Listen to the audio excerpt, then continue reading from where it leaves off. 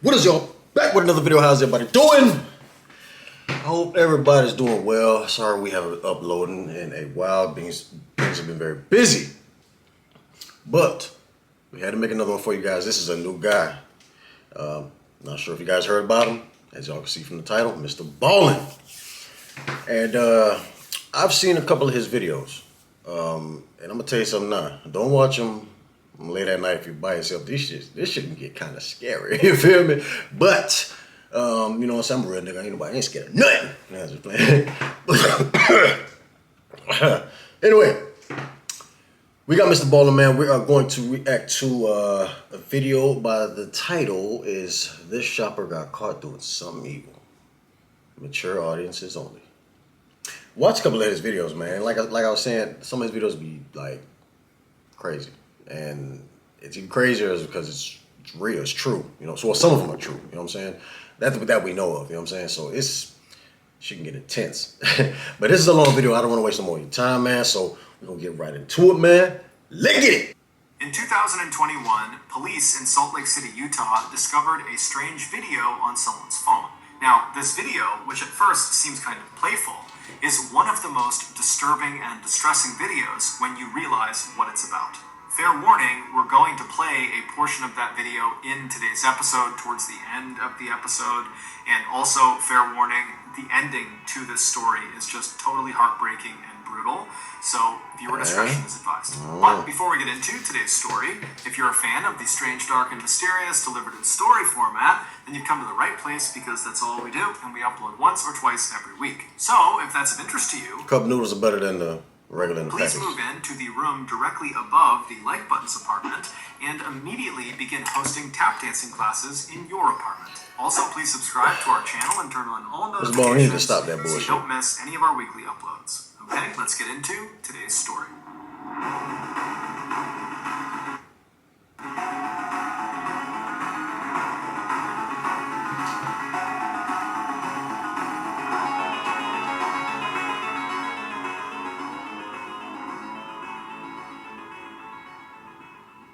On January 28, 1976, Daniel Halseth was born in a small town in Oregon called Estacada, which is located about 30 miles southeast of Portland. Daniel's family owned a farm, and so from a young age, Daniel became accustomed to getting up super early and helping out with daily chores. This childhood experience on the farm instilled in Daniel a strong work ethic, and it also taught Daniel to really appreciate family, because the family he had grown up in spent all their time together, and they all struggled and worked together every day to make ends meet. In high school, Daniel really began to blossom. He had this wonderful energy and huge radiant smile that drew people to him, and he was just one of those people that was just naturally gifted at everything he did, and it seemed totally effortless. During his high school years, he picked up playing the piano as well as the drums, and his classmates affectionately nicknamed him. It'd always be just like, oh, he was the greatest ever. Nothing did wrong. None of that shit. It's always like that, man. Always.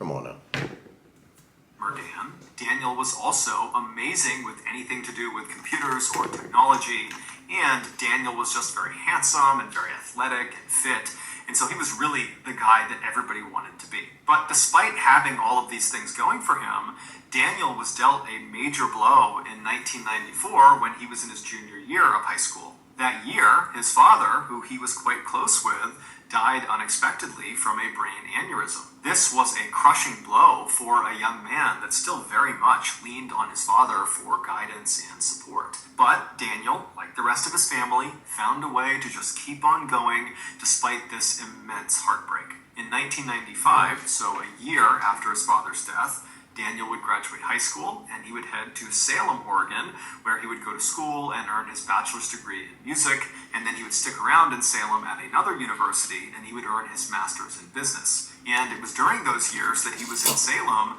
that Daniel would meet a young woman named Elizabeth Schwarak, who had grown up in Salem. She, like Daniel, was incredibly hardworking and was just naturally good at everything she tried. She was also a model, and so when she and Daniel began dating, they genuinely looked like this beautiful Hollywood couple. In 2001, which was shortly after Daniel had earned his master's degree, he and Elizabeth got married. 5 years later, the couple, who now were the proud parents of 3 young children, 2 girls and a boy, they moved to Las Vegas because Daniel had found work there. Daniel had founded this computer IT company because he was so skilled with computers, and it was really starting to thrive, and many of his clients were in or around Las Vegas. But just a few years after getting settled in Las Vegas, it would be Elizabeth's career ambitions that would take center stage in the family. Elizabeth had always wanted to get into politics, and in 2010, she decided she would run for a state Senate seat in Nevada.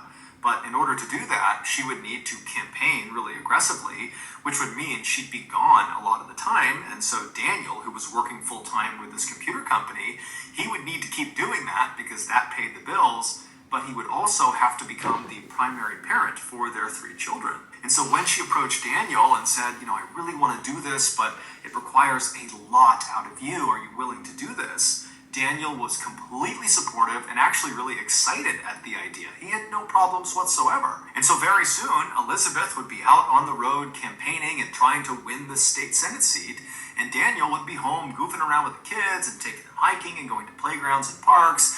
And then after he would put the kids to bed at night, he would stay up super late and run his computer business out of their dining room.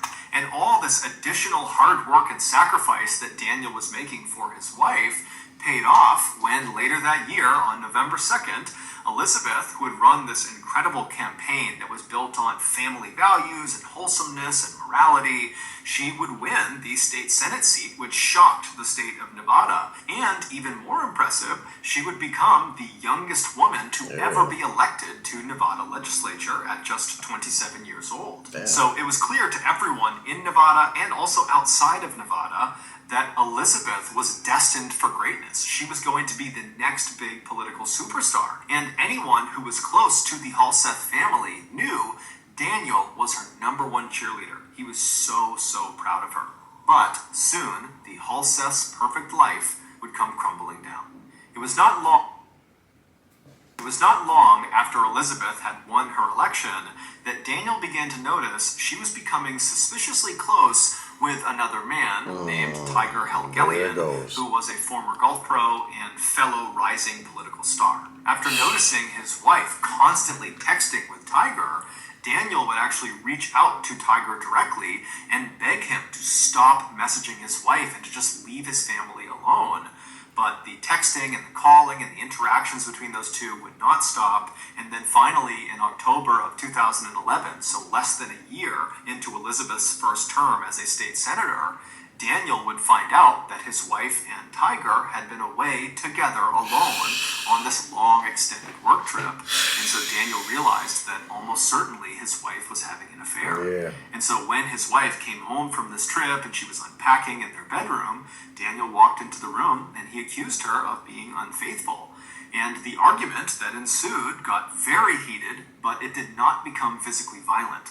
Basically, Daniel just screamed and yelled at Elizabeth, swearing at her and kind of losing his temper completely. But at some point, Elizabeth just said, "Daniel, stop."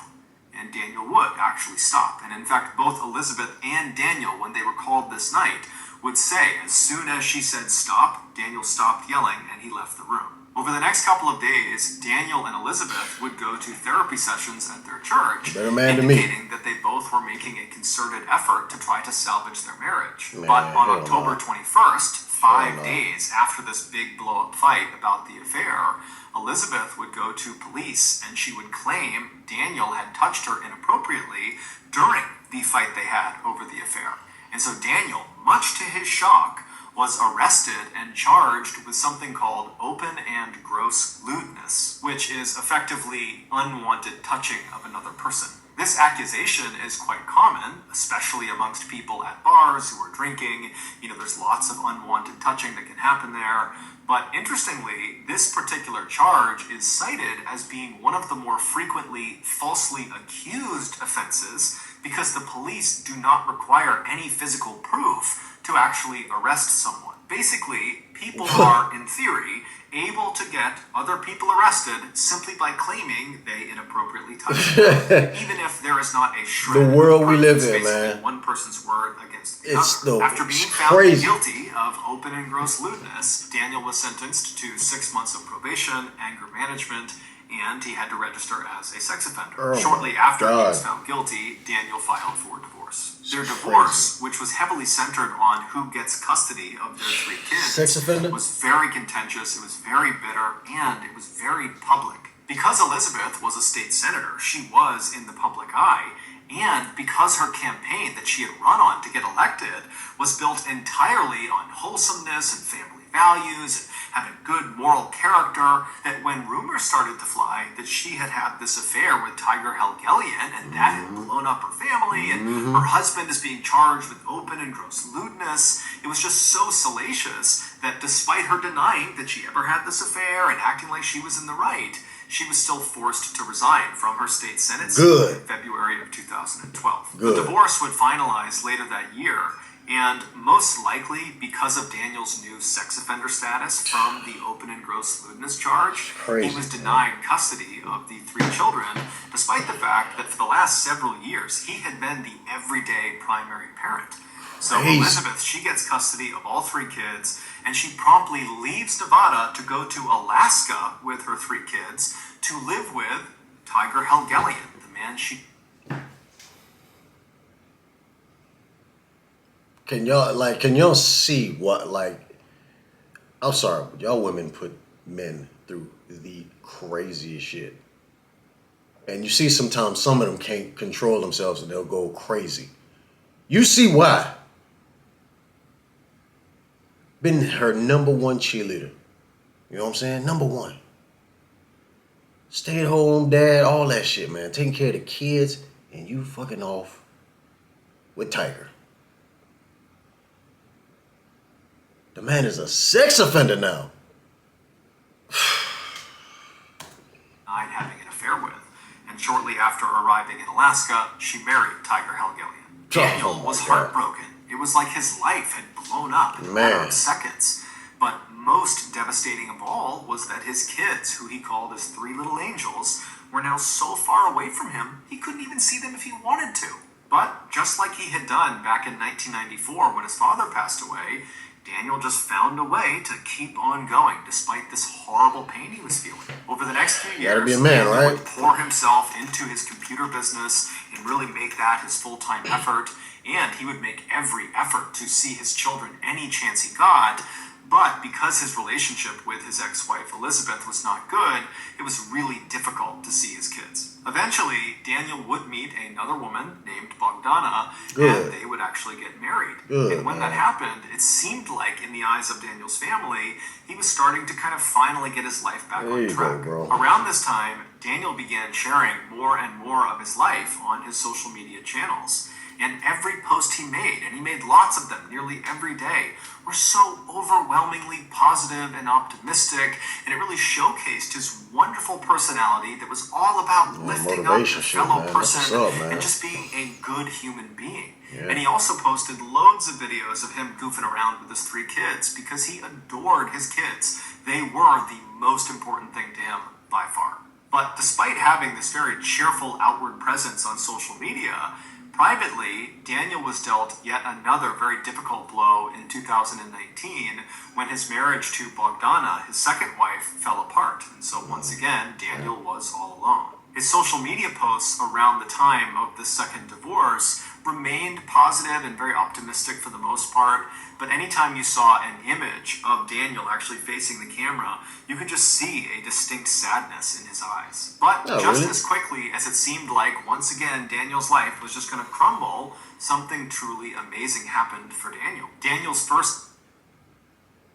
first ex-wife, Elizabeth, and their 3 kids decided to leave Alaska and come back to Nevada and resettle in Las Vegas. This was not because Elizabeth wanted to rekindle with Daniel. It was just because she and the kids liked living in Las Vegas and wanted to come back. And as soon as they were back, Daniel suddenly got to see his kids all the time. He was so excited and so happy. In fact, by late 2020, Daniel's youngest daughter, Sierra, who was 16, she had basically just moved in with Daniel, even though, legally speaking, she was not supposed to be doing that, and her mom, Elizabeth, was totally unhappy about it. But regardless, that was just how it was. She was living with Daniel. In August of that year, so around the time that Sierra had basically moved back in with Daniel, Daniel decided to take his ex-wife, Elizabeth, back to court to see if he could get custody of Sierra, because Sierra was the only minor of their 3 children. She was still 16, and at that point, Sierra was already living with him. During the recorded video sessions between Daniel, Elizabeth, and the judge,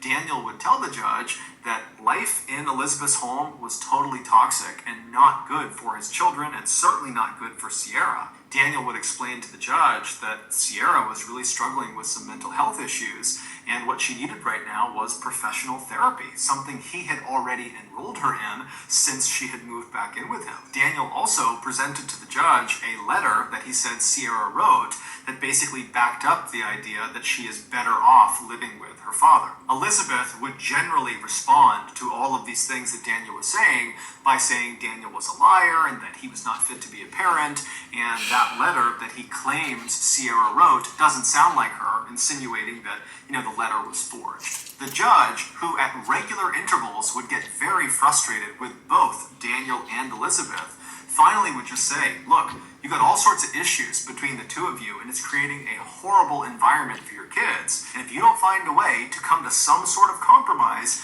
the people that are going to suffer are your kids, specifically Sierra. Finally, in early 2021, when Daniel and Elizabeth still had not come to terms, the judge just ordered that Daniel return Sierra to her mother's residence because, legally speaking, Sierra was supposed to be in her mother's care. And so begrudgingly, Daniel would take Sierra and he would bring her back to her mother's house and he would say, okay, go see your mother, and then he would drive off. But later that night, Sierra would sneak out of her mother's house and just run back to be with her dad. Needless to say, Daniel was not unhappy about that turn of events. The custody battle over Sierra continued to rage for the next several months, with Sierra opting to still remain at her father's place despite the court order, despite her mother pleading with her to come home. And then in April of 2021, something very odd happened. On the morning of April 8th, several $100s was withdrawn from Daniel's bank account from a few different ATMs around Las Vegas. This particular bank account was shared between Daniel and his second ex-wife, Bogdana. They just hadn't gotten around to relinquishing control to one or the other. And so I'm going on a whim. From what I can see, from him going forward, his daughter got something to do with that shit, obviously. You know what I'm saying? She comes to his life and then money is just gone. Yeah. Withdrawals were kind of uncharacteristic for Daniel or for Bogdana, and so they were flagged as potentially fraudulent, and so the bank sent notifications to both Daniel and Bogdana saying as much. And so Bogdana, she gets the messages that there's been these potentially fraudulent charges. She knows it wasn't her, and so she calls Daniel, but Daniel doesn't pick up, and so she texts Daniel. But again, silence from Daniel. Thinking this was a little bit odd, Bogdana reached out to Daniel's mother, Christine, knowing that Daniel and his mom spoke nearly every day. And so she filled the mother in about what was going on. And after getting all the information from Bogdana, Christine would try calling and texting Daniel, but still got nothing. And so she reached out to him.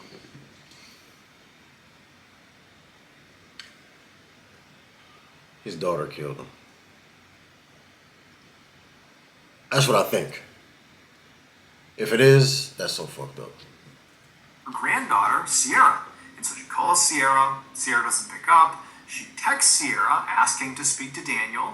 And Sierra doesn't get back right away, but eventually she responds to Christine. And the response just said, his phone has been acting up, but he's okay. It should be fixed by tomorrow night. No worries. Now, Christine was relieved to read that her son and her granddaughter were just fine, but at the same time, there was just something odd about the fact that she could not get in touch with her son, and that Sierra was kind of acting a little bit cagey, not answering the phone, would have called on her like phone, her, right? and then You know what I'm saying? sending a message that didn't quite sound like her. But either way, Christine just let it go and figured she would be in touch with her son over the next 24 hours. But the next day, by 10 a.m., when Christine and Bogdana had not heard or seen Daniel, Christine again reached out to her granddaughter, Sierra. She called her, but she didn't pick up. And so she texted Sierra, this time demanding that she put her father on the phone. But Sierra did not put her father on the phone.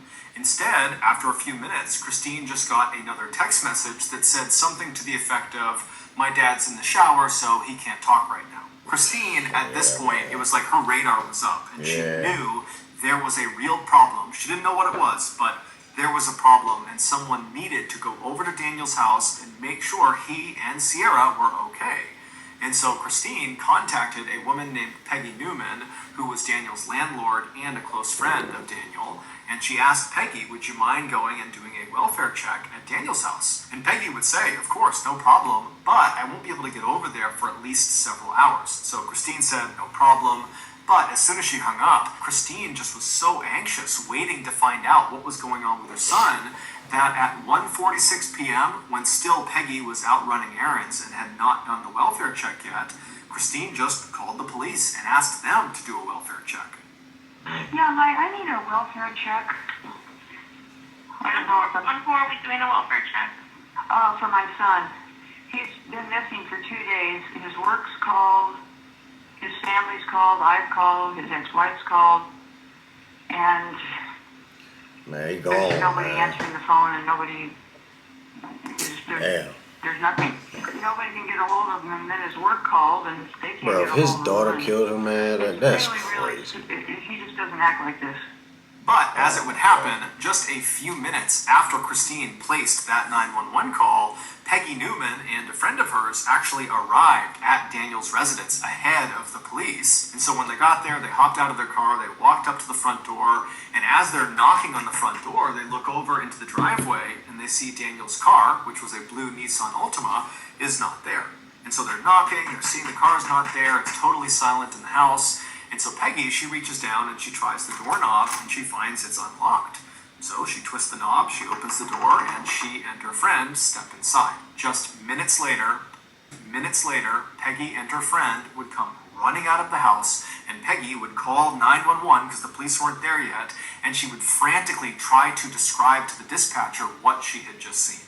24 hours earlier, a man and a woman were spotted on surveillance camera withdrawing cash from several Las Vegas ATMs using Daniel's debit card. Those were the withdrawals that had been flagged as fraudulent and tipped Bogdana off that something could be wrong here. After those withdrawals, the man and the woman were spotted again on camera going into a Las Vegas supermarket called Winco, and inside they would purchase a few items using Daniel's debit card, and then they would leave and they would head to a Las Vegas Home Depot where once again they'd be caught on camera purchasing a few items using Daniel's debit card. After these purchases, the man and the woman would make their way to Daniel's residence, where they would spend the night. The following morning, Daniel's blue Nissan Altima car was spotted leaving Las Vegas at around 10:20 in the morning. That was about 3.5 hours before Peggy Newman and her friend went into Daniel's residence and then quickly turned around and ran out and called 911. When police finally did arrive at Daniel's residence on April 9th, and they pulled up and they saw Peggy Newman and her friend totally ashen-faced and pacing on the sidewalk, the police would get out, they would talk to those two, they would go inside of Daniel's residence, and they would see the horrible thing that Peggy and her friend had also seen. But the police could not make sense of what they were seeing. It really just did not add up.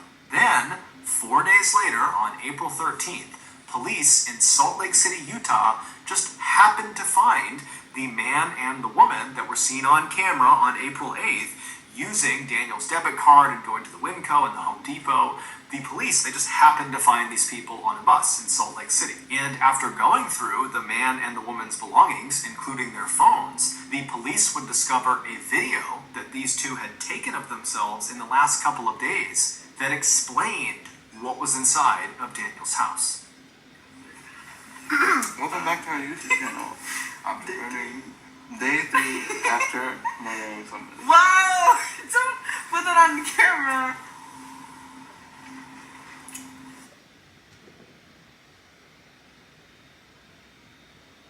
think that's his daughter. Oh my.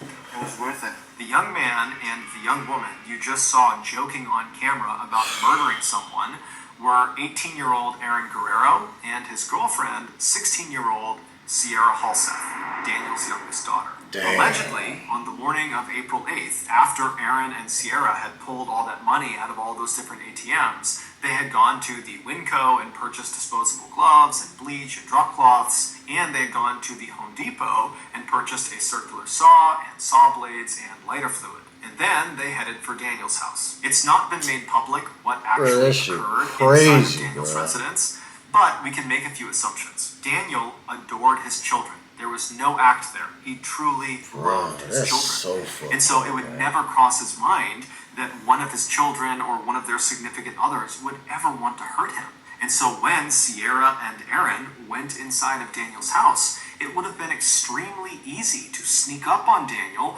or just kind of catch him off guard because he's not looking to put up a fight. He thinks he's around people that love him and respect him because he loves and respects them. But however the young couple did it, they would inflict up to 70 stab wounds in Daniel's body, Damn. most of which were in the back of his head. And then at some point during this vicious attack, they stuffed Daniel into a sleeping bag, and right in the middle of the living room of his house, they doused him in lighter fluid and lit him on fire. It's unclear what exactly killed Daniel or for how long he was actually conscious and aware of Own what was daughter, happening man. before he died. But it's very possible that Daniel had at least a small moment in time where he recognized his beloved little angel, Sierra, was actively trying to kill him.